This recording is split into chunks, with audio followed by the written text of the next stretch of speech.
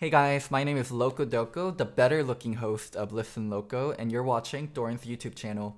Okay, this is episode 5 of Elitists United. And for this episode, we'll just skip like the banter part at the beginning. We'll just skip straight into it, right? The guest for this one is Hussein Movie, aka Moose. Is that not right? Is that not your name? Alright, should I correct him or Go on then. Go on then. It's a Moose V, by the way. That's where the moose comes from. Whatever. I'm not Indian, mate. I don't know your fucking name. I don't I don't make any pretentious to know every language in the world, mate. No, I don't mind a movie being made about me. It's fine. Saying the movie is okay. Okay.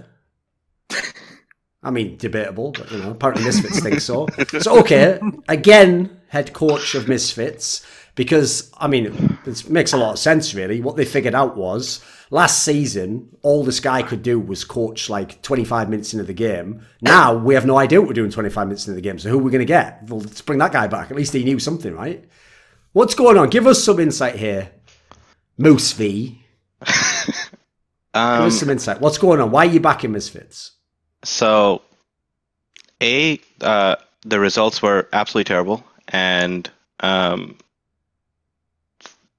Misfits basically had to make a choice between sticking it out with this roster, or with the current setup rather, for all of spring split and seeing if things turn around, seeing if eventually we come out of the slump, or forcing a change through and seeing if that works. It was really a decision that came from Ben, our CEO. In regards to the fact that the way that things were going currently, week to week, we were almost getting worse. And so what we realized was that when we first made the roster, the idea that pretty much everyone had was, given the personalities on the roster and the experience they have, if you can figure out how to make them work together and how to make them talk together, then you'd be able to, the key skill that a coach would need would be conflict resolution and the ability to get people on the same page, or just directional skill sets, I guess.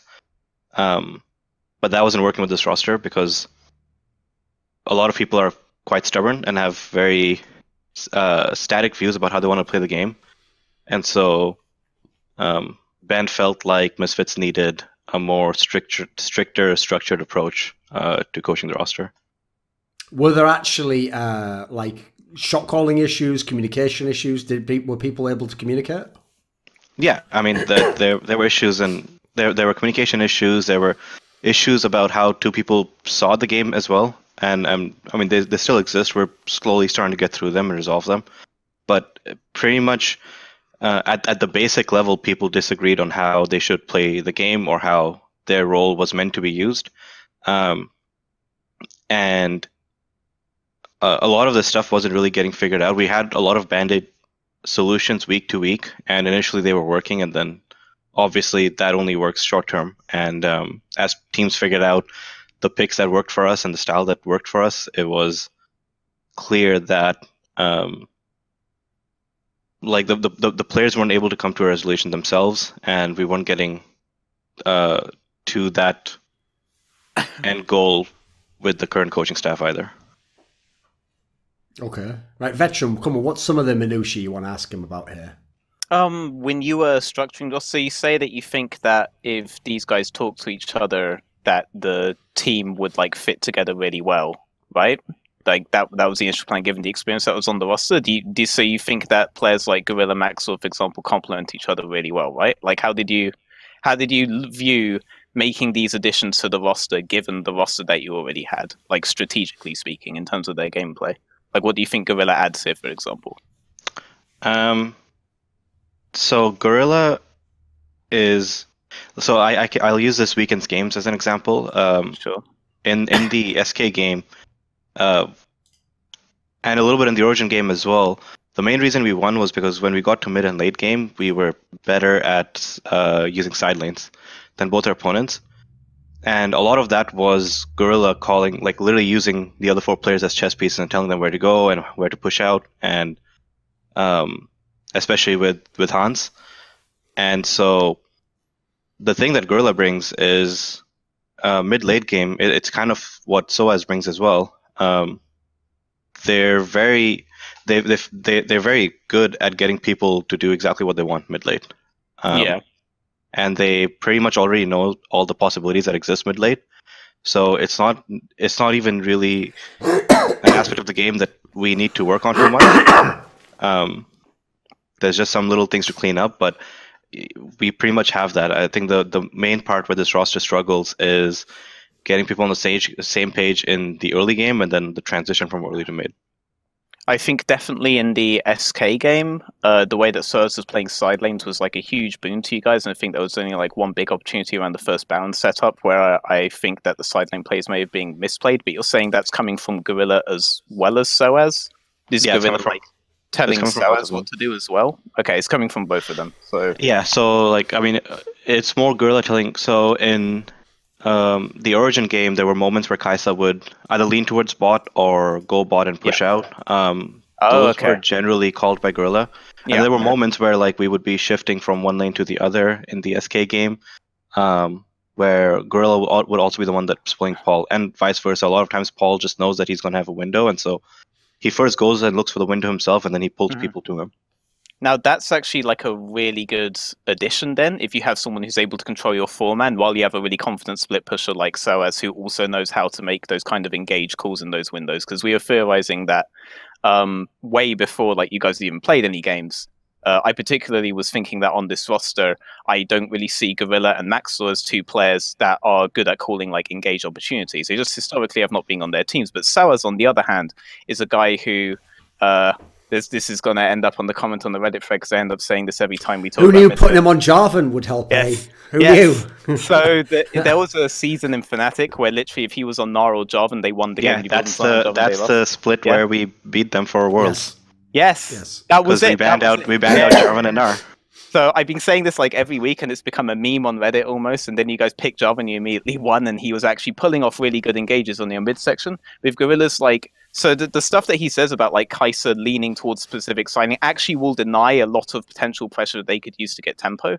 That's actually like a really major part of the game that isn't specifically to do with like engage or anything like that. So if Gorilla is in there for that, then that is actually really useful. But then you still need Soaz on these kinds of champions to make those calls. The Origin game was... I do actually think you should have lost that game. I think compositionally you picked really well into a Karthus with the shields galore that you had. But for example, Yorick versus Urgot always gets to a point where Soaz is not going to have that kind of impact on side lane that you want. And I do think Cold... I love Cold, and I think he's a very smart jungler, but he does not appear to be a Karthus player. I think you should have lost that fight around Baron if Cold just made a suicide play. But I think they gave you too many windows to come back in on that. But you guys did take advantage of those windows really exceptionally, and that's not a game that the Misfits from 2 weeks ago, I think, would have won. It's also not a game that Misfits of last split would have won, because... that's true as well. Like, yeah, Origin... Because people are wondering what the difference is between last year and this year, because they see a similar trajectory in the split where we start off strong and then we go down. The difference is night and day, in my opinion, about how this Misfits plays versus the last one. The fact that we tend to get ahead early game is... due to the 2 pieces that we've kept from last year, but come mid-late, this Misfits is entirely different from the Misfits that played in 2018. So the Origin game, like Alfari, there were windows where like I think Origin should have, based on the early game, they should have won that, and then once I forget what the team fight. We found a team fight, and then we got tempo back, and then the game got really easy from there. But after we had first Baron, there was only one window where they could have pushed out a side lane and put us in a position where we had to talk about Baron versus Nexus towers, and they didn't do that. Yeah. And so I don't think it was necessarily that we were excellent at side lane play. We were just better than Origin. Like you could tell the veterancy of our players in that game. I do think that, because I was watching that game and I was wondering why they didn't just put Yorick towards topside at a certain point, and instead they had him grouping towards mid for the next wave first. And I think that's because they didn't have any deep vision after you guys engage on them at Baron when Yorick Tristana were bot side, and so as a result they weren't able to actually push out mid properly and go for vision in there because Kais hadn't shown on the map yet. A lot of your team actually hadn't shown the map for them. I think that's why they didn't do the optimal map setup there, I think. But I would have to go back and triple check. I think they were scared of Kaisa being in fog a lot, so Yorick felt like he couldn't push up, but I think they would have allocated resources for that. So, and you're saying that actually is Gorilla's value for money right there, which is not something... A little bit, yeah. Yeah, so because if we're going to make a direct comparison to last year's roster, the big thing about last year's roster and the big mismatch, in my opinion, is that nobody in bot lane talked whatsoever, and nobody was there to play Capcom for Maxlor, who was the most vocal player in your team, but wasn't finding these engages, like we say. It was a communication black hole in bot lane, and I think if Gorilla is actually able to be communicative, then that's actually, I can see why that would be logically a really good addition. I do think that you might end up being somewhat meta dependent on SOAS though to find those kinds of engages. So I still think that that's a big hole with your roster because it's not coming from anywhere else right now. That's obviously not a flaw on SOAS. That's not a flaw on SOAS at all. If you're relying on him for those kind of big engages, I think that that's still kind of a flaw with the way the roster is set up. But it should have a better ceiling than last year's roster, which I think you guys got lucky that the meta was win the game in 20 minutes for so long. Because Mickey X is phenomenal mechanically. Your bot lane at that point was absolutely phenomenal mechanically. Alfari was on top of his form. You had winning lanes across the board, basically. I think you were pretty lucky with how the meta was last year. And then this roster should probably make top 4 much easier than there. I'm still not saying... So I have to say, by the way, you spent so much money on this roster. It was so annoying to convince anyone you guys weren't going to be straight out number 1. I do still think you're a top 4 team. And I do think that's better prospect than you have for last roster. That's my full opinion on your roster right now. Yeah, I mean, the goal with Misfits 2019 wasn't to... every single year when we got into offseason, the goal's been to try to win the whole thing. And obviously that hasn't worked for us yet. But... I think the one thing, and this directly comes from Ben, is that it never feels like we're trying to take any. It never feels like if this roster ends up being top 4, I don't think anyone in Misfits will be happy with it. If anything, I mean, you've spent to be a champion. So I'm not going to talk figures, but we're not the most expensive roster in EU. More expensive than Schalke, mate. Calm the fuck down. Sure. Yeah, so go ahead and beat Schalke for a start, then we'll start chatting, shall we? Yeah. I agree with that. but that's what I mean. This roster is built to win Europe. It's not built to come top 4 or top 3. Sure. And the players, despite our current level, feel like that as well. And so I think a lot of the reasons we're in the slump is also because of the pressure of expectations that we have on ourselves. It hasn't been managed well. Okay. And so that's something we're working towards.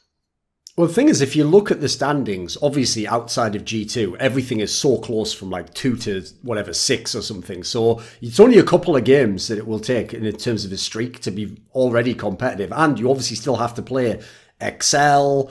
Let me think, who else do you have to play? It's not that good. Fnatic, in theory, we'll discuss that in a minute. But, some of the teams that are bottom end are still coming up. So it's entirely plausible you could still get a top seed.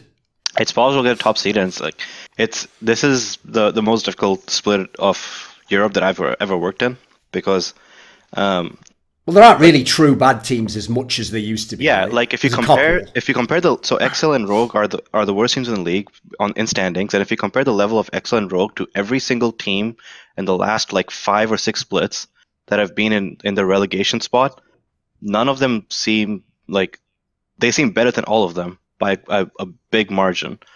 Excel seems competitive in a lot of their games, especially early on. And so I think that's telling that 8 out of the 10 teams are fairly competitive and can take games off each other. And it's also, I think, the first real split in a while where there's multiple rookies that have come up from nationals this year that are doing really well in the first split of LEC. And so there's an actual battle between the old veterans and everything they know about League, and then how the new wave of pros want to play. Okay, right. I don't often ask many like champion specific questions, but I did have one, which is, since you played against him in this week's play, what do you think of Yorick as a top laner? Because I've noticed like it seems a bit hit and miss when you pick that, and I've seen a lot of people fuck the comms up. So what's the logic behind why people are using this in meta now? It outscales almost everything mid late on side lane, and I think a big reason it's been failing is because teams haven't done a good job of abusing it in side lane. Origin, for example, was overgrouping with it. Yeah. But I think if a team that is good with the side lanes uses that champion, it's incredibly difficult to stop it unless you have a niche split pusher to match, or if you have a fast Baron comp. So just by picking the champion, you're essentially saying either you have a better split pusher, which there aren't many, or you hope that you get Baron and win. Yeah, the difference between when Excel played Yorick and when Fnatic played Yorick is like night and day if you watch those two games. Or you could also compare SK. SK basically just put Yorick to one side and they just let it roll the entire time. But I think what was really good about the way that Fnatic were using is that Fnatic also demonstrated his strength by completely ignoring Whippo the entire time. But the moment he hit Trinity Force, it doesn't fucking matter. You need like 3 people in his lane at that point, or he's going to take tower. He's going to shove the shit out of your top lane, and your top lane is not going to be a champion at that point, regardless of who he's on. The champion's in a really disgusting state, but I think it's more that top lane itself is in a really bad state right now, where there are so many champions top, where you can just ignore them and the matchup will go how it goes eventually. Urgot versus Sion right now is in a similar really weird spot, where eventually Sion will make Urgot useless, and it really doesn't matter how much you snowball the Urgot. Eventually you won't have turret pressure versus a Sion, even if the Sion is like 40 CS down at some point. But Urgot will always have pressure in the early levels anyway. Like it's a really weird state of top lane, but neither champion is really completely impactful. And the way that a lot of teams are playing right now is that they're sacking top lane early in favor of their hyperscaling bot laners. That's probably going to get, you would imagine that would get exacerbated on the next patch, but with Conqueror coming in, that will probably change almost entirely. But you're going to know better than me because you're actually in scrims right now about how much that has changed top lane. But this is the really weird state of top lane the last weekend. And Yorick's really ridiculously strong in this. Okay. Right, if obviously, I mean, it's a team that obviously your team plays in the next coming weeks is Fnatic. It's a team everyone wants to talk about because they would already be on everyone's lips if they were a top team to start out with, as they would have hoped. Then obviously when you do as badly, I think they were like 2-7 or something at one point in time, or something ridiculous, 2-5, whatever it was. So it was really bad at one point in time. Now they've gone on a little heater. They've had a few wins. What do you have to say about this? I mean, one thing I noticed is people did point out that last year Brox's strength was tied to the fact he plays with Caps. They had this really good 2v2, and I noticed in both these games they had exactly the same picks. They had Nocturne for Broxa and they had Zoe for Nemesis, so they've clearly changed up even the composition that they're running. So, Veteran, start me off on this. What do you think of Fnatic's revival? So Nocturne was a staple pick of Broxa even before this week anyway, but the Zoe pick was very telling. And everybody is obviously seeing that Whippo clip on Riot's Euphoria show where he's talking about they really need to be playing with mid lane priority more and more, and mid lane priority is key to basically everything in the game. And if you talk about either Fnatic's rise or Schalke's decline, both basically come down to mid lane priority and their junglers not feeling very useful without it. And Zoe was just a really good way for them to either have strong mid lane priority or deny hard mid lane priority to their opponents in both their games this week. And with this, they just completely sacked top lane and played really, really hard for Reckless lane. And that leads on to the second point, which is that both games Reckless had TP, and this is not something that a lot of people have talked about, but Reckless has been allowed to just straight up farm side lane permanently and collapse really simply. And it was obviously way harder, not harder, it was way worse in the Origin game for Origin when they were playing against a Kai'Sa with teleport as well. They could just permanently collapse on him. So you'd have Nocturne coming in, you'd have Kai'Sa coming in, and then Whippo would be like, oh, I guess I'm about to lose 3 ways to do something again, TP in and not even get an assist, but it's worth anyway, you know, mental edge. And then the second game, they had Lucian side lane. It was a little bit slower, but Fnatic were able to maintain a man advantage the entire time while Reckless constantly steamrolled ahead. So they're sacking as much as they can in favor of Reckless, and it's actually paying them a lot of dividends later on in the game. Obviously, with Origin, that came about earlier, but that's their general plan right now. And that Whippo point where he's essentially being sacked the entire time. They had him the previous weeks doing like level 2 TPs bot lane, even if he was on like Jason shit like this. Well, obviously he would be preferring to play for himself at this point. This week they didn't have him do that stuff so much. They just completely fucking ignored him. And eventually, because of the sorry state of top lane right now, he was useful anyway. In the Yorick game, they grouped him up once to essentially turn a 1-3-1 setup with Reckless on side lane into what is basically a 1-4-1 setup, because once he hits Trinity, it's FF, and they are 1-3v4 fight in the mid lane, because that's just how disgusting Yorick is right now. And that's how you can use Yorick properly. And then they put Yorick on the side lane later on. Yeah, that's basically how they're playing right now. And this Whippo point is the really interesting one for me, because the Reckless one can continue. And the Nemesis one is somewhat gated by his champ pool, but if he's playing Zoe really well now, then there are obviously other mid lane prior champs they could look for. There are plenty of champions that just ignore the laning phase entirely mid lane. You could even start going into like Aurelion Sol and shit if you really want to all in this, and they did do that when Caps was on their team. So this is not exactly something that's out of their purview, but the Whippo one could actually change due to Conqueror. So just because they've had like a really strong 2-0 this week, that might not actually be repeatable on future patches that they change. Again, I'm not in these scrims. I don't see the impact that Conqueror has had on top lane meta right now, but you might not be able to just completely ignore it right now, is what I'm thinking with some of the champions that should be good with Conqueror. What do you think, Hassan? I think that Fnatic decided to band-aid their issues by they just chose a style and they've committed to it. They've kind of done what we did to start the split off. But the one thing that they do better than a lot of the middle of the pack teams right now is how they play side lanes. They do tend to pressure side lanes a lot more, where a lot of other teams are overgrouping right now. But even with all that said, I think that this is just Fnatic can use this as a way to try to get back up to compete with top teams, but otherwise it's, in my eyes, just a band-aid currently to try to get some wins on the board. Because I didn't think their wins were anything. I mean, I guess they had one incredibly fast game. That's whatever. The OllieJ game, yeah. Yeah, but the Vitality game wasn't that impressive to me. It felt like Vitality had way too many windows that they shouldn't have had, and it still didn't feel like Fnatic was. Last year's Fnatic felt really scary to play against, and this year's Fnatic, I mean, that game it looked whatever. It didn't look like they were anything unbeatable. They just looked like a really standard team.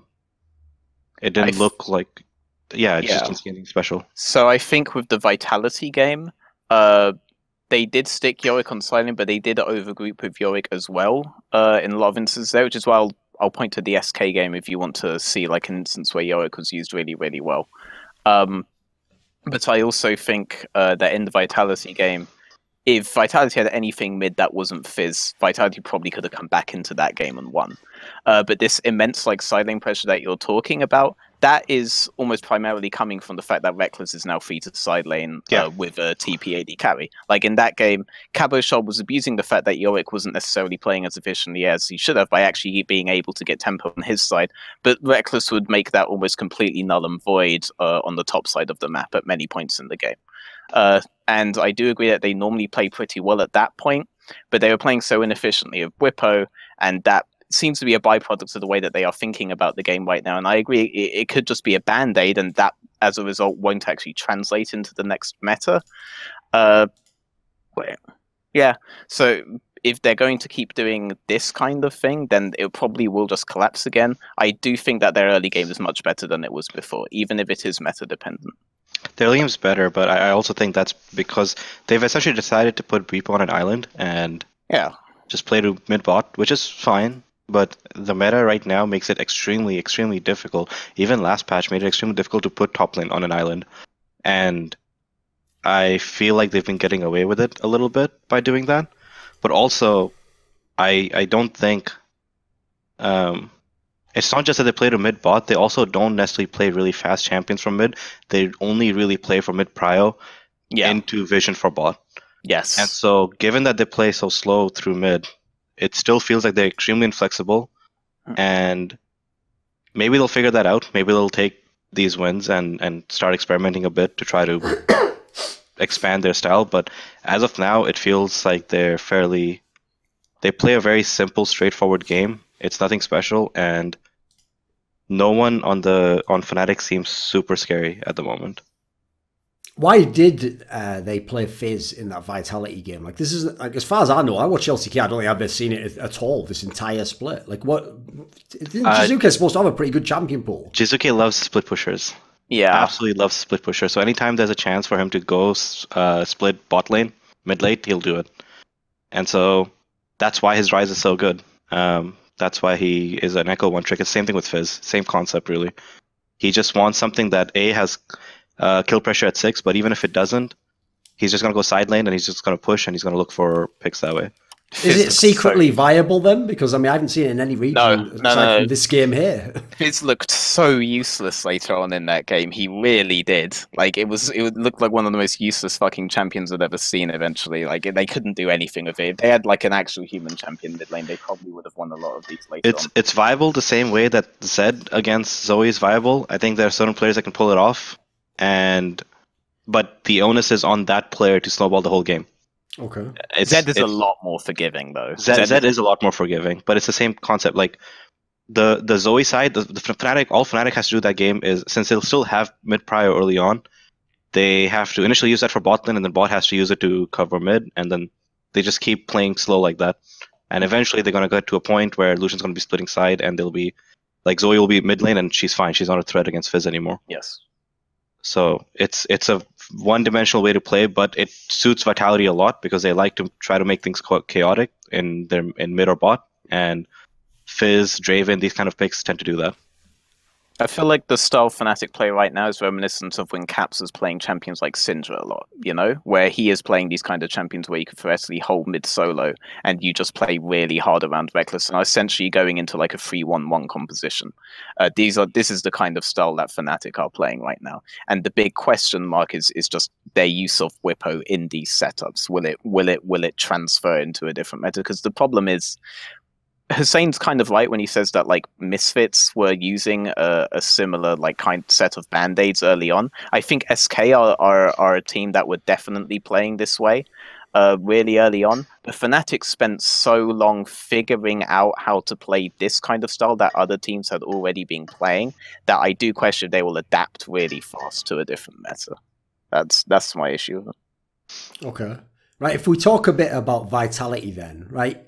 I've noticed this trend here, Hussein, which is that nobody else in the LEC now, rather, really wants to give Vitality credit. It's like, even if they win, they either say like, yeah, some of the players are good, or they just like, yeah, somehow they just win the game. It's like, they are the second best team in the rankings, so what are they doing right? How are they winning these games? Right, ESPN. Why do they keep getting away with it? I think they are better this year than last year. They play slightly slower and more standard this year than they did last year. Last year was absolutely insane. In my eyes, the only real reason that Vitality this year still has a little bit of that flair where they do random shit and it works is because of the way they play the champions and the way they play through mid lane. It's so like the Fnatic idea of picking Zoe on blue side and accepting the counter matchup, but knowing that you'll have priority and you'll have something in the game that you can do to counteract. That's how most teams will approach draft and play, but then Vitality will approach draft in a way where it's like, okay, this is the lane we want to punish, and therefore we'll make it really chaotic over there. And then how can we do that? And then it's a very creative approach to draft, and I kind of like it. But it does mean that a lot of their compositions that they have are like, they are super volatile in that they'll either snowball really hard or they'll seem really useless and they have to be creative in finding picks. And then B, they tend to attack a certain portion of the map over and over again, depending on the team they're playing. So the games naturally feel chaotic because they're trying to attack whatever, like either a strength or a weakness of a team that they're playing, and they're doing it with these niche picks that in the game when you're playing against them, it feels like you have to think about 20 million things because either don't have practice against these champions or because these champions inherently put a lot of pressure on you early game. So the key to playing as Vitality is just surviving against whatever antics they have early game, and then come mid-late, it's like playing against any other team, really. But surviving early mid against Vitality is extremely difficult if they have these weird picks or these like creative level ones. So I think so the creative level ones part, definitely I'd rather just call them cheesy level ones. But the thing with Vitality for me is that they play really, really well when they do have tempo. And everything in their draft is just to get them that initial tempo, and everything about their level 1 tactics is just a cheesy way to get their initial tempo. Like the first time Vitality were doing this run, Gilius was permanently level 2ing some lane, always level 2. He would do this. If it works, then they won the game. If it didn't work, which it stopped working eventually when people realized this, you know, it didn't work, and then they collapsed in the standings. They needed this way to get that. I think it's easier to understand Vitality if you stop using phrases like niche picks, and like I get what you mean with that, like niche picks or crazy picks or weird picks or stuff like this. They are just picking straight up lane counters. That is all they want in their draft. This is why Vitality were defeated when people realized, oh, if you pick if you pick red side against Vitality and put them on blue side, they lose the game. Because if they didn't have straight up lane counters, I mean, the most disgusting things, these guys were playing Quinn and shit like this. If you deny them the ability to pick straight up lane counters, they don't get this initial bit of tempo. And when they do get this initial bit of tempo, the only player on their team that is allowed to potentially blind their champion but it will always be a champion that scales ridiculously strongly later on, is Cabochard. And what Cabochard will do mid to late game is that once his team are on the map and showing in mid and top, he will just book it down bot lane on his champion that is now winning 1v1, and you will either meet him as a single man and lose, or you'll meet him as 2 or 3 man, and then his top and mid will just go absolutely ballistic on your guys, and you will lose the map at this point. But if you deny them that initial set of kills, that initial thing that allows them to be on the map before you, so he can just book it, then they do collapse. But they are so good at punish. This is why they always have Splice's number. Because Splice are so bad at setting up the map, even when they do have tempo, that Cabochard can always just book it down, because you have never actually abused his laners, or you've never actually abused the map state as is, so that he can't just book it down, or that he should be scared about booking it down, or that his mid and top section aren't set up for him to just book it down. But if you aren't able to set this up because of tempo, or you aren't able to set this up because you're not capable of doing that, Vitality will destroy you. But because it's so reliant on these elements of draft, on these cheesy early game things, they will always have this like kind of gates there. And teams, I guess, don't really want to admit that they are really, really strong. But that's the thing. It's that their flaws are so obvious that if you are a really strong team, you should be able to take them out every time, because it's just so obvious how to do so. They're not a difficult team to understand. That all sounds well and good, but who are these teams that you speak of that are going to beat them in the coming weeks with what you're saying? It feels like Origin, Vitality's... Shulker, this guy should be able to, because I've rated you above him since December. Like, what do you think, Hussein? So Vitality's a team where if you play 100 games against them, they're going to destroy you for the first 20, and then they're going to keep winning for the next like 20, and then eventually going to figure it out, and then you're going to win the next 60. Like, it's not just that they play different, but they have a lot of different strategies and ways of doing it, and every single one has something unique about it, in the sense where if we're playing Vitality in day 1, and then we play Vitality day 2, there will be, like, the two compositions will have very different specific points of attack, and you also have to problem solve that in the game, because you can't necessarily prepare for it, because it's extremely hard to prepare for Vitality. So the reason it's so difficult in LEC to try to figure them out or beat them outside of a best of 5 setting is because you play them twice a week as any given team, and they do have a lot of these strategies ready to go. So I think in a best of 5 they're more beatable, and that's why in best of 5s they generally, even the best of 5s they played last summer, they played a lot more standard comps, and they still played well because they're a good team, but it wasn't a crazy Vitality running around the map with, you know.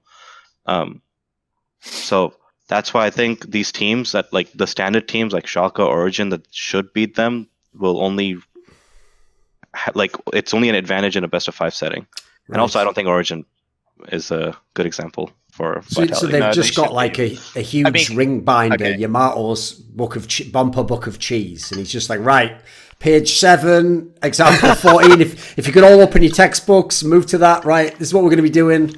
Like one game, they're going to pick Fizz against Zoe, and another game they're gonna third pick LeBlanc, and then the fourth game they're gonna first phase Rise. It's so difficult to predict draft against them because you never know where they're gonna attack. I think they just look to attack every lane, and it's just that it just happens to be that Jizuki has far more assassins in his repertoire that should be able to just solo kill you at level 6 or something if you guys vaguely misstep. That it looks so crazy.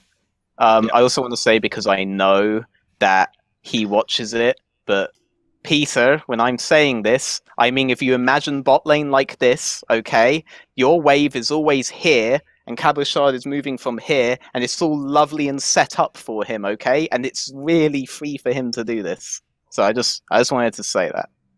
Anyway. Okay. Right, as opposed to just go down the standings, I wanted to talk about like the most interesting teams first. So since we've got Misfits, Fnatic, Vitality, we've got to talk about Orion, right? This is a team where they were supposed to be the ones that were making the comeback. Everything was looking so good for those few weeks. But right about the time we had Mithy on the show, it was all looking great. Has that been cancelled? Has the return been cancelled? What's happening? Someone help! Why do you I was already should be Vitality? Because I don't think Origin is a good matchup. I think when you say that, Hussein, you actually get to the crux of what I was kind of setting up as to why like everyone downplays Vitality. Because everyone does use the angle of like, oh, what Vitality's doing is just cheesy, or, you know, it's just like some bullshit that'll only work in best of 1. It's like, well, yeah, but then you also did say we play them in best of 1 and we only play them twice in a whole split. That actually sounds like that's not a great long-term strategy to be the best League of Legends team. It sounds like a great way to win some best of 1s. Yeah. Oh, yeah. You know? Whereas the opposite is people look at Orion and they think, right, well, this team should be so fundamentally good. Look at all the great players they've got. Like, they, you know, give them time. They should be a great best of 5 team. But has it fully translated yet? A bit off and on. They should have beaten Misfits. So they should have beaten you guys, and like he's already gone over that. Like there was a very specific setup that they had to do that they definitely would have won the game there. But even beyond that, Cole just had to do some more suicide plays on Carthus before Mr. Shields Galore over here composition became too difficult for him to press R into. They definitely should have won that game. The first game snowballed absolutely uncontrollably, but there were like so many. You remember how really early on we were saying that like Origin got caught in transition a lot, but the transitions they were doing were like fine. Like the rotations that they wanted to do and the setups that they wanted to move into were good setups. They were just really lazy about transitions there. So you'd see like Patrick inting it on Draven occasionally, but the 1-3-1 that they wanted to do at a specific point in the game was good. The pathing was just lazy. That was it from level 1 onwards here. Like if they literally if either of them cue the brush, then they don't die there, you know. And then Nocturne doesn't just immediately split the map in favor of bot side. Like it's there were so many small things there that snowballed absolutely uncontrollably in that game that I'm not even sure that game should count. But because Origin then really royally fucked up strategically against Misfits, they look like they're on a really huge downturn right now. But I'm not putting like alarms everywhere yet, because clearly they can get around the very few specific issues that they had in the first game. And the second game is a bit more like, well, they didn't really pick up on the Carthus too much beforehand, and this one specific map setup still would have won them the game at that point anyway. So, and I know these players are smart enough to recognize these things as well. So I don't think that this is a team, and this has always been my argument about Origin, Hussein, is that they have every tool on their team to actually adapt really well and learn the game and eventually become a really, really strong team. They have some really, really intelligent people on that roster. So I'm not with Origin is Origin, I think against standard teams. So against us, against Schalke, Fnatic, they'll always be a huge threat, simply because their top side is incredibly strong, and so far their bot lane hasn't really been abused too much. But I think against teams like Vitality, and even though they won against G2, the manner they did it all kind of proves my point. Generally, I don't think of Origin as a very creative team. They play extremely standard. They always play by the book, and within that, it doesn't feel like they're ever like their players generally are super creative about what they want to do. Where Vitality and G2, on the other hand, these players are always trying to find creative plays within the limits of whatever the champions they have, and so it feels so difficult in game against Vitality and G2 because you're not only planning for responses to the standard book play, you're also trying to make sure that you have all your bases covered in regards to any creative plays that they can make. Where with Origin, if you will know if they're on a certain wave that they're going to do this after the next wave. It's the same criticism that people gave for Misfits last year. There's no reason that last year's Misfits shouldn't have been a top 4, top 3 team, but we were lacking creativity in engages or in finding picks or in how the two side laners would interact, and Origin feels like the same team. I think cheesy or hyper aggressive plays against Origin will always put pressure on them. And against G2, the main reason they snowballed against G2 is because they had a fantastic matchup mid lane that that Caps misplayed and Nuke took advantage of. It wasn't like I think that's like a bad game as an example to use for Origin being able to play against hyper aggressive teams, because G2 was not hyper aggressive that game.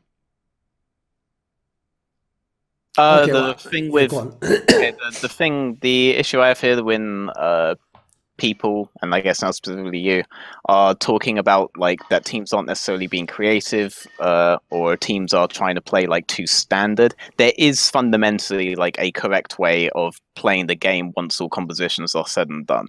Yeah, and I agree.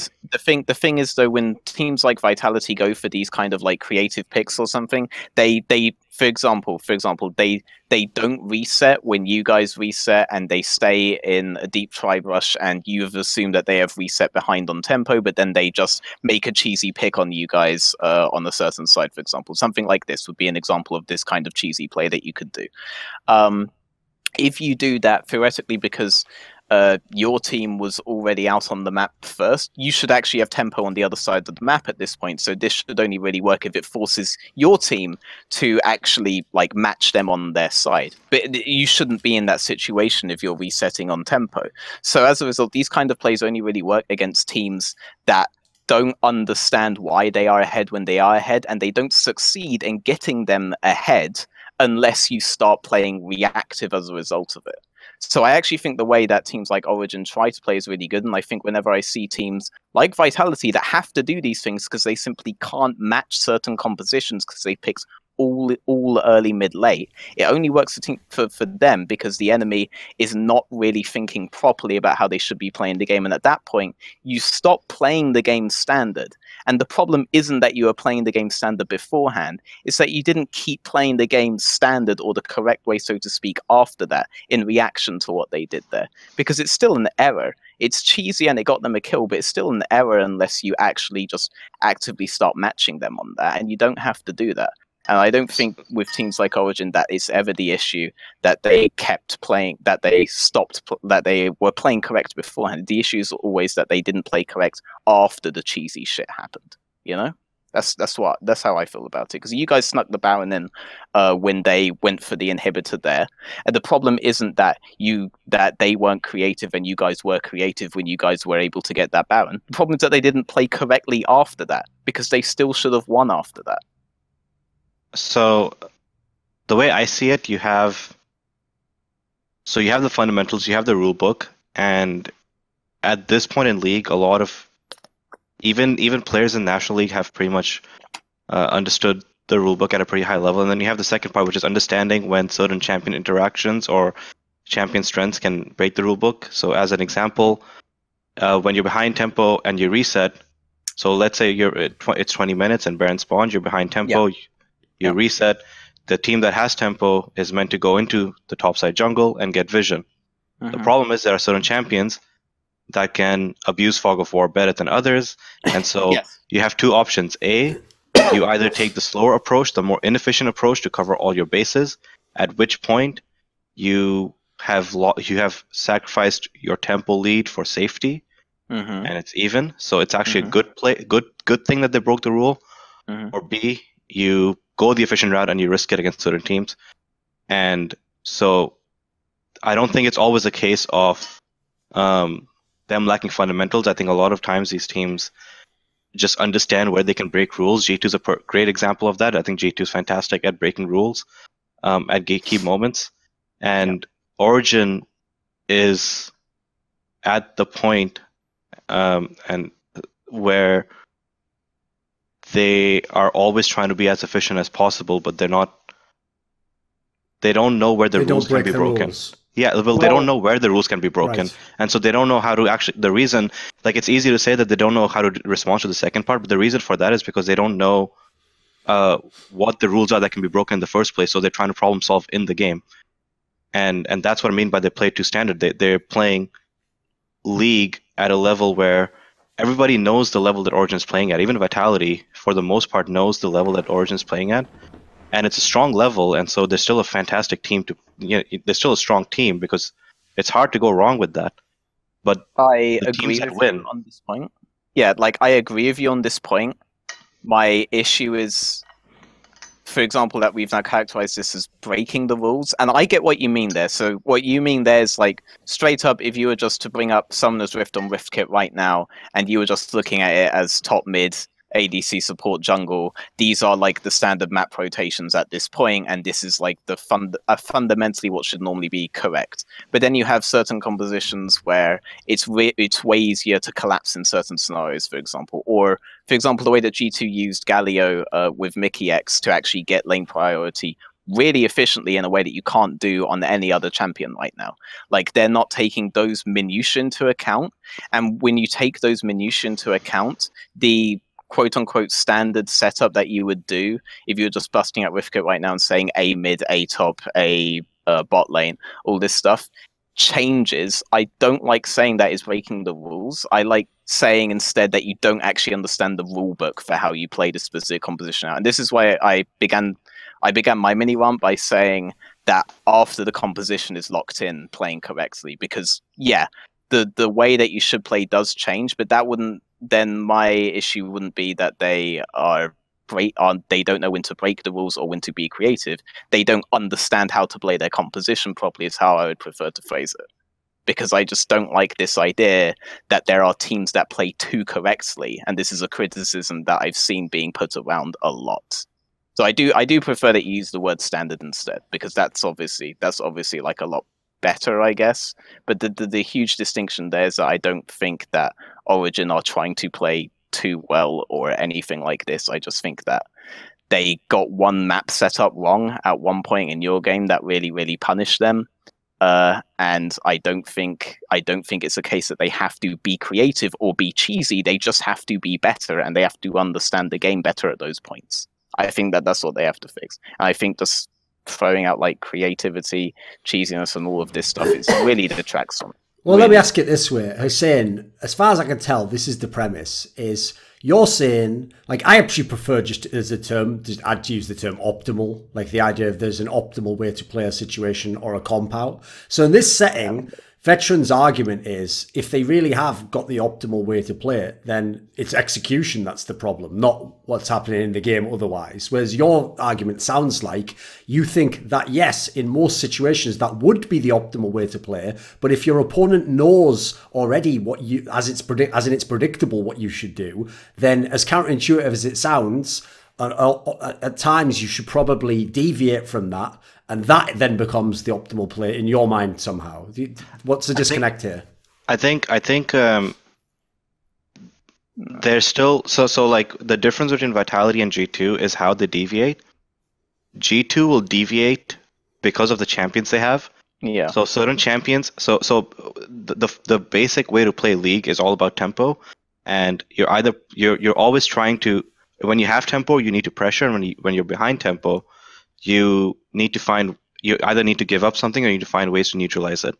And neutralizing it can be done in multiple ways, but when I say creative, it's moments where individuals or pairs of individuals have certain champions or combinations that have more pressure in certain situations, and they can, even though they're behind tempo, they can almost win the game by getting that back for their team by using the limits of those champions. And G2 does this excellently, and Vitality does this, just not as well as G2.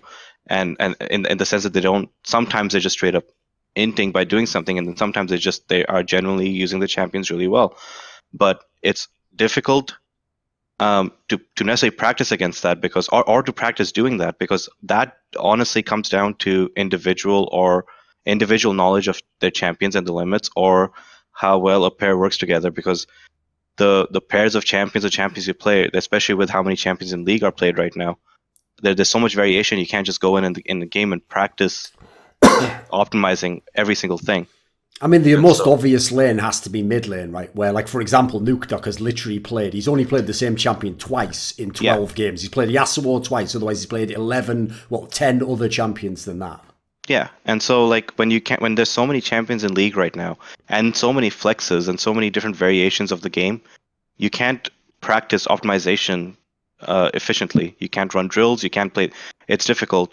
And so a lot of it comes down to the knowledge that the players have about the champions, and then their ability to, in the game, in the moment, understand the situation well enough to know that they can push the envelope a little bit. And that's where I don't know if Origin does that well enough yet, because they haven't shown it really. Yeah. So I do not disagree with that at all. And to clarify, my disagreement is that when we use terms like creative and stuff like this, I literally just think that we're dressing up that they are just not playing the game properly at this point. And the only reason that I have an issue with using these kinds of terminology for it is because what you're talking about is essentially that there are windows, even if you're behind in tempo, where you can still win the game from that. And you need to be able to identify these windows, and they come on a champion basis. Like, just losing tempo straight up will not always lose you the game, because there are certain champions whose windows are later on in the game. There's certain champions whose windows are on 2 items. Yorick is one where obviously you can just be losing the game up until you get Trinity Force, and then it doesn't fucking matter, and you need to abuse those windows. I prefer to use windows because when we start using these terms like creative, the typical Redditor is going to take that as something completely different from what I think the intended meaning is. And I don't think it's that these guys need to start thinking outside the box. I don't think they understand all the tools that are in the box when they don't see these windows and they don't see the game properly in this way. Like and that's what the crux of my issue with it is. And this is why when I say that Vitality is being cheesy, I really do mean it, because it's not the proper way to play the game that they do sometimes. And it will sometimes work if the enemy starts matching it, and it will not work eventually against better teams, because they are deviating everything towards the early to mid game. And at that point, they just lose all of these windows. And that's why I take issue with Vitality. And that's why I think that they are going to be a mid-tier team by the end of the year. Okay.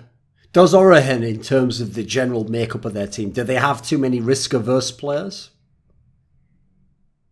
I think NateDOhDoubleG has, at least last year on Schalke, I think he showed the ability to step up and become a playmaker and a shot caller for the team. So, and Mithy, if you bring history in, I think Mithy's capable of. Mithy should know the right risks to take. I don't know what his current level is really in that team. But outside of that, I don't think you need too many risk takers. I just think there's more pressure on certain individuals in Origin to be risk takers than there would be in other teams. So, like, in my mind, for Origin, NateDOhDoubleG has to be one of those people that steps up a lot. Definitely, last year on Schalke, there came a point in summer where they just had like top lane on a tank and bot lane on Braum, Ezreal, like really safe bot lanes, and it was just a NateDOhDoubleG show permanently. And their NateDOhDoubleG showed that he can be the focal point of a team and carry them on. But I think if they understand these certain windows, then using terms like risk don't even make sense, because it's not a risk. He just understands that he wins at this point, and that this is a play that he can absolutely make. And NateDOhDoubleG's shown that he can do that. So, yeah. Right, let's talk about Schalke then, because this was the team that started the split so well, and in theory was eating the food of all these teams that should be good, like Orion and Misfits and Fnatic, and these teams, were waiting to get into prime position. But the last few weeks haven't been great for them. So why the downfall of Schalke? Wasn't this supposed to be a team that was playing good League of Legends veteran? I have to ask Hussein about the difference then, because whenever we were talking about the Misfits roster, and Gorilla was brought up, it always ended up coming down to he's not adding the engage element, the proactive element. He's not adding the element in the way that Ignar was adding the element, and Ignar is now on Schalke. So I have to ask you, if Gorilla is doing these kind of communication things and SOAS is finding the windows, what was Ignar like in terms of comms? Because he was really finding windows in the early to mid transition period when he was on Misfits. Ignar has two key skill sets. In early game, he understands jungle really well, and so he knows when he has moments to roam what information he needs to get for his jungler. And so him and Memento are a good pairing for the same reason him and Maxwell were a good pairing. Similar junglers, similar information. And then outside of that, Ignar is excellent at using Fog of War to find plays. So he seems like the same player, or a better version of the player that was here in 2017, really. I'm trying to remember who that was now, actually. But yeah, so the thing with Schalke is that Memento and Ignar work really, really well together. Like Hussein was just saying, they should obviously be working really well together when they are able to play together. But this weekend, Schalke basically lost mid priority both games really hard, and they weren't able to make strong plays to side lane with that.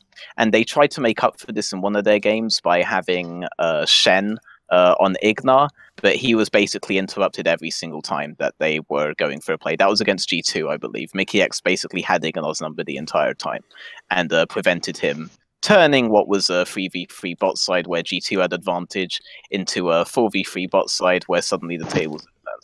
Like, it was really difficult for them to get this composition pulled off because of Mickey X, and they needed Ignar in these scenarios because they had no mid priority and Caps could take over the game on the Blanc. So that's been the big issue with them. Obviously, they had that Zhonya's issue with Memento in the second game. But the first game was very, very similar, where the mid lane matchup just did not go the way that they wanted it to go.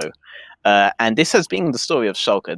There was a point where they were really good at securing a strong mid lane matchup for Abadage, and Abadage would play it out with priority, and then Memento would be free to do what he wanted.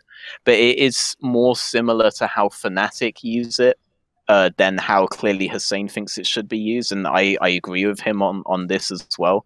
Abadage was very much just staying around the mid lane and making sure that the enemy mid lane couldn't be a factor, and then Memento and Ignar were taking over the game as a duo. Sometimes they would come mid with it, sometimes they would just go in enemy jungle, sometimes they would dive bot, but it was very much a Memento Ignar show rather than the Memento Ignar and Abadage show. And this time it couldn't be that, because they were spending too much time trying to either get mid lane priority, or Caps would be there whenever they were trying to make a side lane play.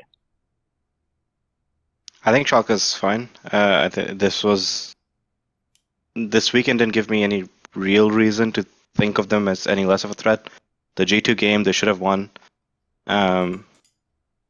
And generally, I don't think that the reasons they lost is something that you can replicate over and over and over again. I think Memento and Ignar are really good at controlling the map, and it's actually quite difficult playing against them. And because it feels like if you miss one window, and it's their turn to punish a window, they always will. So Schalke is kind of like what Fnatic's trying to do right now. They play a certain way, but they're really good at playing that way. And I don't think this weekend showed them slowing down so much as individuals. So their individuals, for the most part, are fine, and as a team, they're still really scary. So if their individuals don't drop the ball again, I think they're just as much of a threat. Yeah, I don't think this should hurt them as being viewed as like a top 4 team for sure. They might not be like the far and away top 2 team anymore for sure. People are putting G2 Origin as that, even despite Origin's recent weekend, and I do kind of agree with that, and I'm still kind of hoping Fnatic will make it to playoffs and book their way up the standings, so my prediction of them isn't like all fucked up and stuff.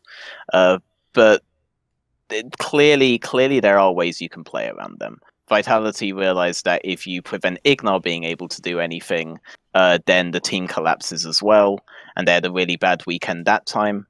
And now this weekend, you see that if you actually shut down mid lane, you effectively shut Memento out of the game as well, and you shut out the Memento Ignar thing. So if you're able to shut out Memento Ignar in some way, shape, or form, you can beat Schalke.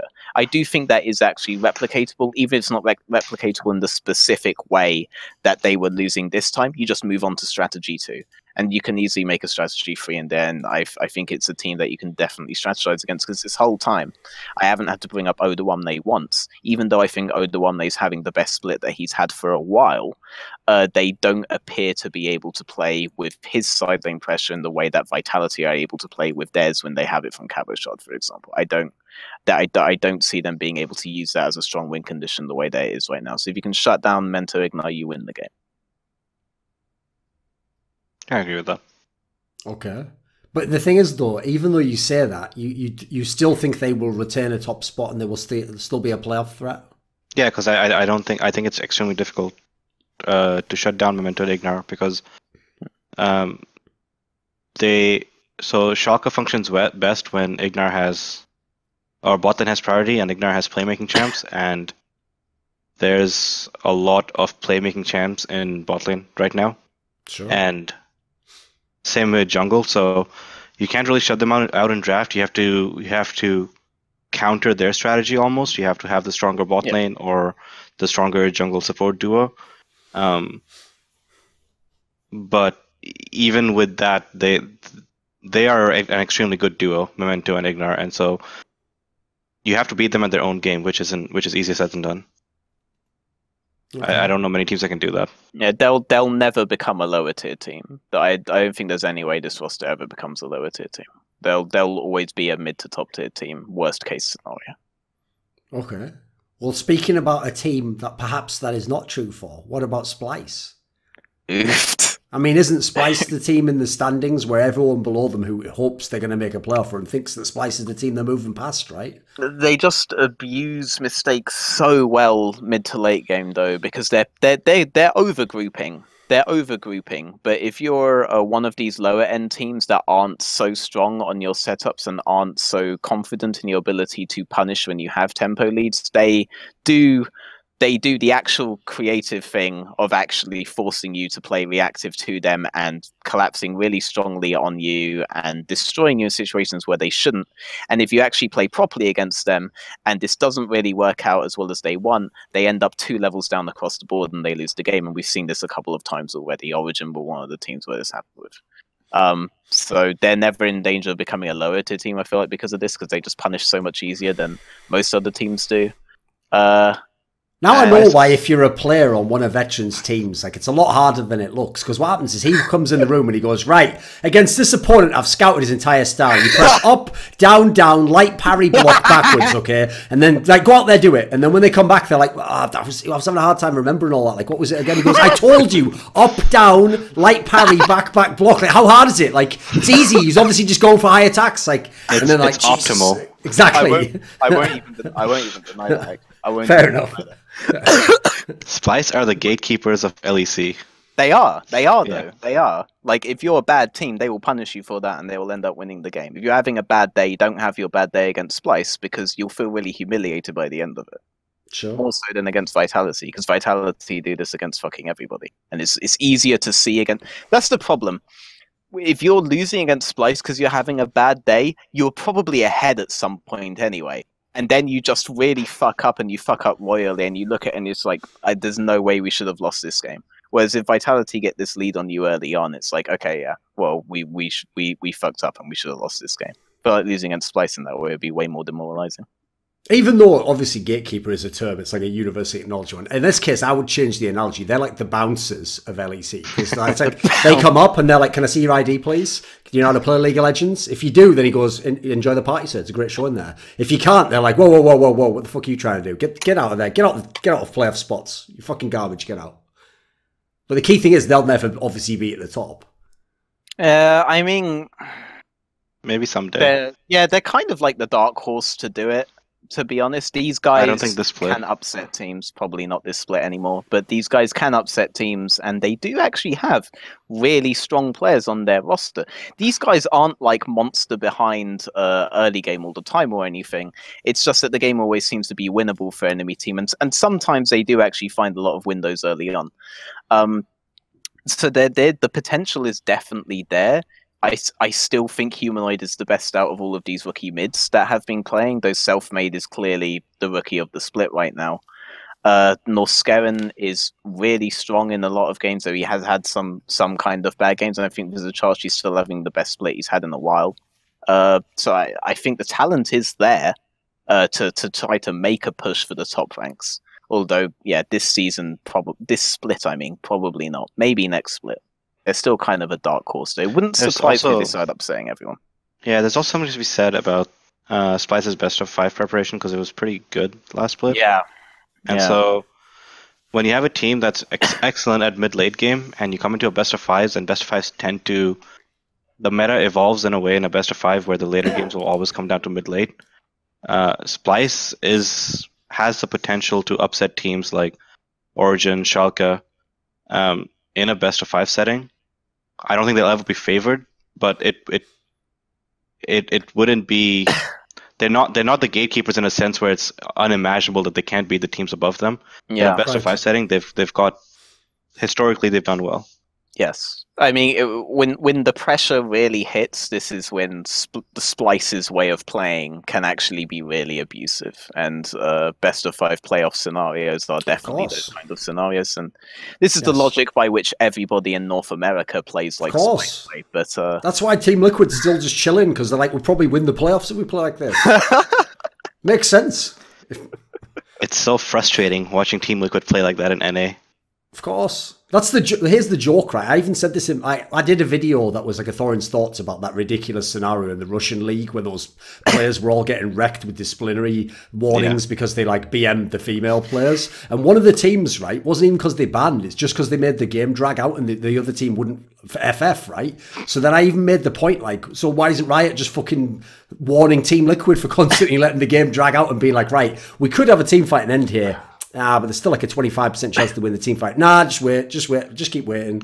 What's frustrating about Team Liquid is that you have Cloud9 and TSM in NA, and they seem like they're pushing the boundary and trying to get better and trying to compete internationally and like actually do something in the game. And then you have Team Liquid, who just individually are so much better than everyone that they don't need to do anything in the game. But I wish we still saw them try to push the boundaries because it's the same story as TSM for most of their history. When it comes to international, like they're gonna have the same issues, and they have players, especially Double, that has gone through that process. I feel like they should know better. Yeah. No, the problem they have is, like, forget gatekeepers, etc. The problem is they're just like the older brother of the league. And so every other team starts to get their shit together, like, hey, I'm getting a bit cocky, you know, I could beat Team Liquid. And then Team Liquid's doing that thing where they pin you down, like, why are you punching yourself, though? Why are you punching yourself with your own fists? Like, stop, play someone, like, don't call for mom. You just get out yourself, you little bitch. Like, oh, fuck, this sucks, doesn't it? And so, and when it gets too close, the wallet opens. When what? When it gets too close, the wallet opens. The wallet opens. Oof. That is true. The only gap that keeps Team Liquid at the top is the fucking Steve's wallet. It's like that top part of the wallet that you put all the big bills in, the hundreds, you know. That's the gap in NA. I have to say, like, okay, I love this NA conversations happening, but I basically haven't watched any NA, so don't worry about that. But I do want to say, I forgot to mention actually, because they actually started Aroma because Vizacharchi got sick, and I'm really fucking glad that Aroma is getting some time, because I think he was one of the smartest top laners that hasn't seen LEC play yet. He's a Romanian guy who actually looks up pretty big time to NateDOhDoubleG, and he has a much more varied champion pool than Yopper, who's the other name that I always bring up about top lane, who basically sticks to all these split pushes. Is basically, I guess, the Jizuki of top lane. If you want to make that kind of comparison, Okay. But Jizuki of Jizuki left Fiora. But he performed really fucking well in this first game. Granted, it was against Finn, who's also kind of debuting, but he played so fucking confidently in that game versus Rogue. And I'm really glad to see that he got some time up, and I hope he gets more time and that they start just rotating him in and out.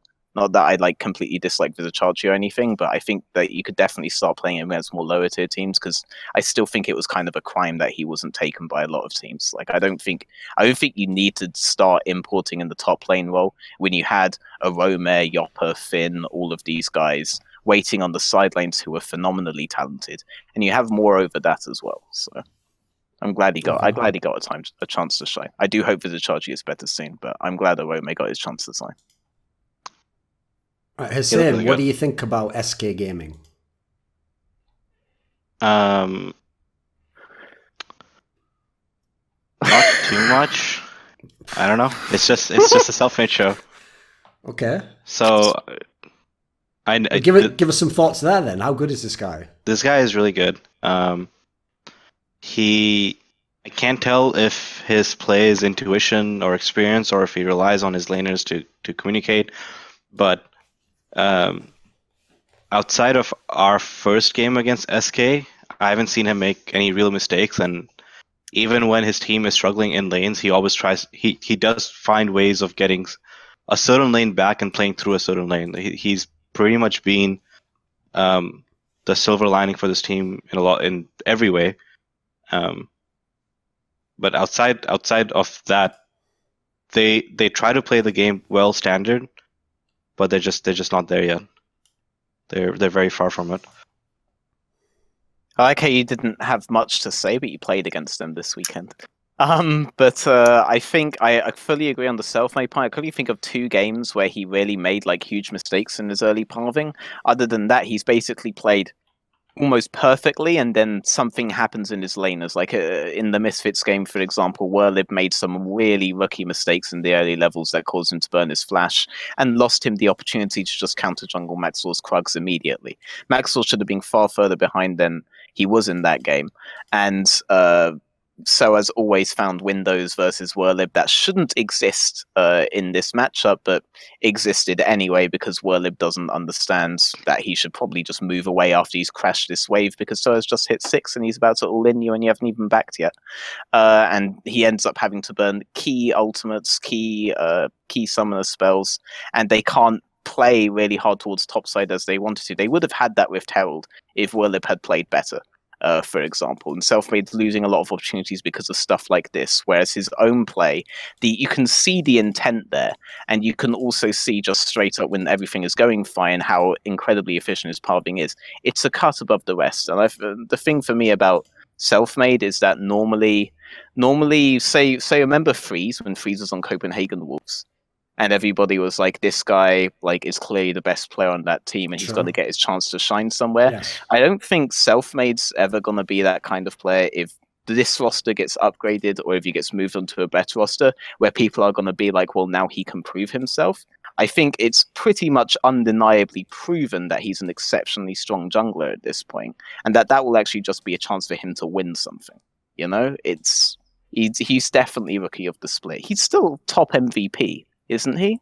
Like, he has the most MVP awards right now. Yeah, he's been top MVP since week 1. Like, it's absolutely insane.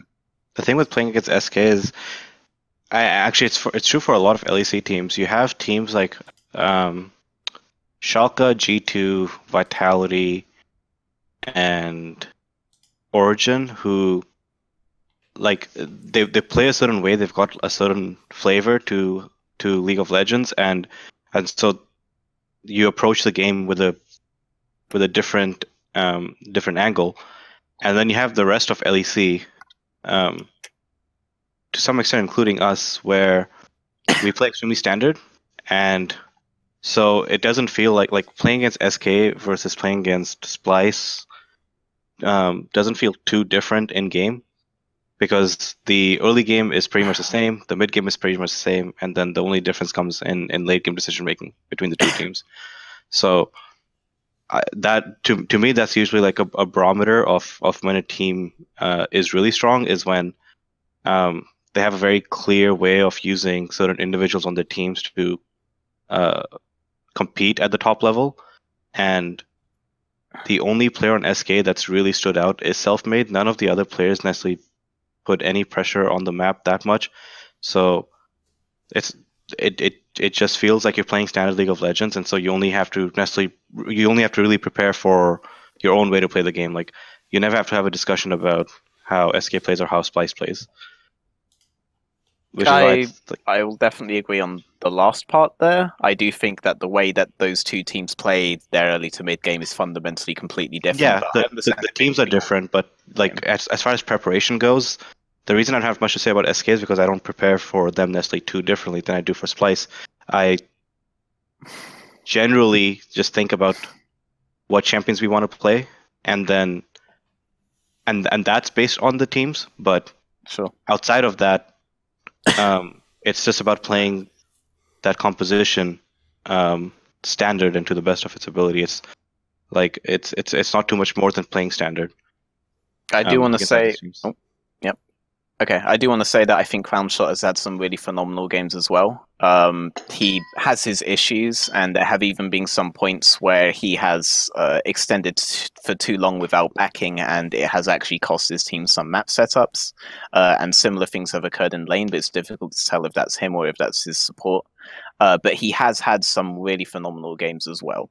Really good games for a rookie, and he is being overshadowed, though, by being on the same team as Selfmade at this point, so he's obviously not going to get anywhere near as much hype. But I think he has been instrumental in their wins. Not to the same extent. Is really aggressive. Like they do put up a challenge in lane for sure. What do you think of him playing Aatrox jungle? That was against him. What do you think of that? It's not really a pick, is it? He should have been further ahead, but he got into it a bit. I think if you wait, what? So Aatrox jungle. Wait, was it against us? Yeah, it was against. Yeah, it was against us. It wasn't really a pick. You don't think Aatrox jungle? No. It was so Aatrox is a pick rather that, or isn't really a pick that impacts lanes. And so if you want Aatrox to work, initially the lanes have to help Aatrox, and then he goes and helps everyone else. Yeah, I agree. Where Selfmade so far has been playing in a way where he tries to be self-sufficient, and then he impacts the map every way he knows how to. He doesn't necessarily use his laners that much, and it seems like he would like to. I just don't know if he has the ability to in the game, and so that's where Aatrox as a jungler, and I think Aatrox with Selfmade would be really good.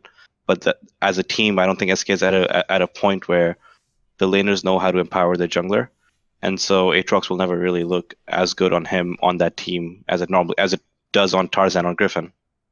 Yeah, that's clearly who we copied it off, by the way. Yeah. I mean, clearly, I'm sure every jungler's copied him now. Obviously, yeah, right? It is. I do think I completely agree with what you said, and you can definitely see the intent of Selfmade to use his laners more. So when Hussein's saying that, he means that he wants to use the pressure. I'm assuming you mean that he wants to use the pressure of his laners to do some more in the enemy's jungle or stuff like this. Yeah. So yeah, which was like the early opportunity that I was talking about on the Krugs, for example, was denied because of a basic laning error that Werlib did. Basically, if you're against any sort of level 3 melee champion, that's always a window for them, and after that crash, you're supposed to fuck right off because the obvious thing is about to happen and you can't contest it in range versus melee. But he didn't, and he had to burn flash and suddenly wasn't safe anymore for him to go take the Krugs. If he simply just vanishes into Fog of War, the Krugs is gone for Maxwell. This is like obviously one example, but this is a specific game we're talking about now. But the intent is there for Selfmade anyway, because you can see him pathing specifically towards them, and then he just has to fuck off when everything happens. But if they figure out how to fix these basic laning errors, then Selfmade will have more opportunities to do things like this. The really impressive thing about Selfmade, though, is not just that you see these here, but for example, on his Lee Sin game, they were a monster behind in that game, and he found so many good pick windows. He's not just a good jungler, he's just a phenomenal player in general at League of Legends. It's really insane. Okay. Right, we already touched on them briefly earlier, but obviously the two bottom teams, Excel and Rogue. Like, what do you have to say about these teams? Saying anything? Better than any previous bottom T team in any split. And Excel more than Rogue can take games out of it. All the teams that are competing for 2 to 6 can be upset by Excel, and so the I guess the battle is the 2 to 6 teams need to find 1 or 2 wins against their opponents in that battle. Sure. And then whoever flawlessly beats Rogue and Excel as well, right? Yeah, because I think the Rogue and Excel matches are actually like the really scary ones, because they both have potential to upset, especially Excel. Cadrill's been playing really well, and so I think there's a pretty high chance that Excel matches and Rogue matches ends up deciding playoffs more than the 2 to 6 teams playing each other. Yeah, I agree. On paper, I would expect Excel to be pulling off a lot more upsets. I think the game versus Splice really exposed a lot of the weaknesses on Rogue's team, but namely the fact that these 2 roster changes that they made, whereas they are really good and they have been really impactful, Vander Kickers is clearly having the time of his life now that Vander is actually calling the shots and going for really strong picks in mid game as the Zignar. But when they got a decent matchup mid lane for Humanoid, Senkooks didn't really have a good response. There are clearly still big gaping issues on this roster because off of that, Finn couldn't really do anything on the top side. The game snowballed really out of control really fast. It clearly isn't like a quick fix there, and all the strength in the bot lane right now is coming from Vander, and all the usefulness and utility in the bot lane right now is coming from Vander. And you can't really rely on Hiku at that point to start stepping up and carry the game if everything has gone to shit because these matchups have gone poorly. So this is a team that's far easier to figure out and beat than Excel right now, whereas Casual he's playing phenomenally. He isn't playing as well as Selfmade is right now. I'm not even sure if is he eligible for any sort of rookie award because he didn't play a full split. No, he's not eligible. No, he's not. Okay, it's a BG. But he got so many opportunities versus G2 that actually made it look way closer than it had any rights to be. And Excel almost always come out of the early game with some sort of advantage that they could use, but then something happens on Silent, or their map setups have been god awful sometimes. And if they can fix these big strategic errors, then obviously they'll win a lot more games. And from a coach's perspective, if you're looking at it and it's like these map setups are what needs to be fixed, that seems way more fixable to you than like laning issues, for example. Because if these guys have been making these laning issues, then it's not as simple as they haven't played competitive enough or haven't been together as a team enough to know when to do these certain map setups, because they've been playing these lanes out theoretically for the last few years without you. So you have to try and kind of like break old habits really hard at that point. And it's going to be a bit more of a struggle to you than getting a team to come together and play the map properly. That's par for the course for basically any roster. So it always looks a lot more fixable. So I would put my money more on Excel than Rogue to do these upsets as well. Even if Rogue have been doing upsets that have been so dramatic, this guy got dragged out of LA to come and fix everything. So... Exactly. That's the fucking level that they were at. They bring motherfuckers out of retirement. They had to fly out to the fucking log cabin to get this guy out. Retirement was fun, I will admit. What about Did you miss it? Yeah, go on. Yeah, I enjoyed the work I was doing a lot. So this is always going to be a temporary solution. Yeah. I fucking miss it. So you better have fucking missed it. Anyway, move on. Since obviously Rogue made the roster changes, do you actually think that the mid lane change for Excel was significant? No, not really. I don't know if there was any real difference. But it's hard to say whether it was the wrong choice to do that, because neither have seemed too impressive on stage. And So I imagine that they made a change either for the sake of a change or just to see if the dynamic is different on stage, or because something in practice outside of in-game stuff caused it. Because in pure gameplay, outside of certain champion picks, there's not too much of a difference. Yeah.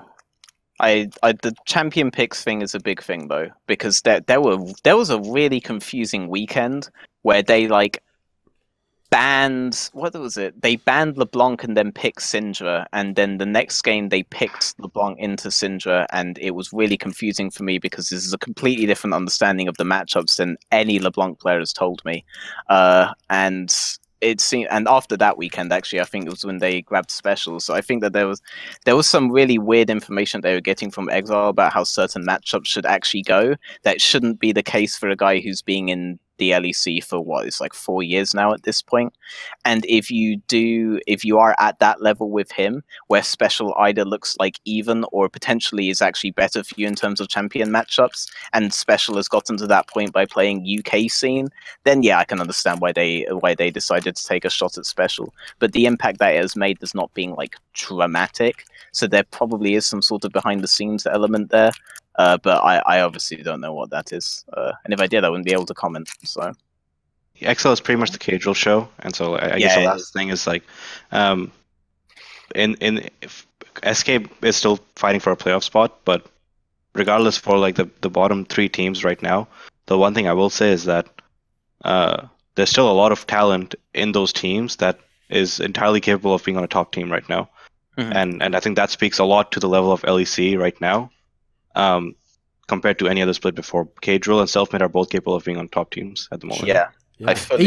Even some of those Fnatic players, if they keep their fucking heads down, one of these days they could be on a top team in the LEC. I promise you guys, don't give up. Don't give up. Might be good enough for Worlds. Exactly. They will make it. I'm telling you guys, they will make it, and they will end up being top 2 again. And yeah, I think they will as well. There you go. Worlds. I don't know about top 2. Oh. So are you going to be top 2 then? Of course. Of course. There you go. It's official. Just leave it on that. Leave it on a high note. Optimism, hope. obviously that's what's going on, isn't it? It's Misfits Chapter 4, A New Hope. The same old hope. that is the end of the Hussein movie. Exactly. There we go. And what a fucking Hussein movie it was. This video and all of the content on my channel is kindly supported by Dean Tanglis, Andreas Snazore Westerlund, Gardner Wilson, James Harding, OllieJ, Tobias Bernasconi, NateDOhDoubleG, Travis Greb, Tristan Jones, and as always, a special thanks goes out to Jerky's Minion. Do you want to take part in an esports discussion with yours truly? Would you like teasers for some of my upcoming content? See who the guests are going to be? Do you want to ask me a question for my monthly video AMA? Perhaps you'd like to suggest a guest you'd like to see in my content or a topic to discuss. Well, if so, then put your money where your mouth is and join the Scrilluminati today at the Patreon link in the description box below.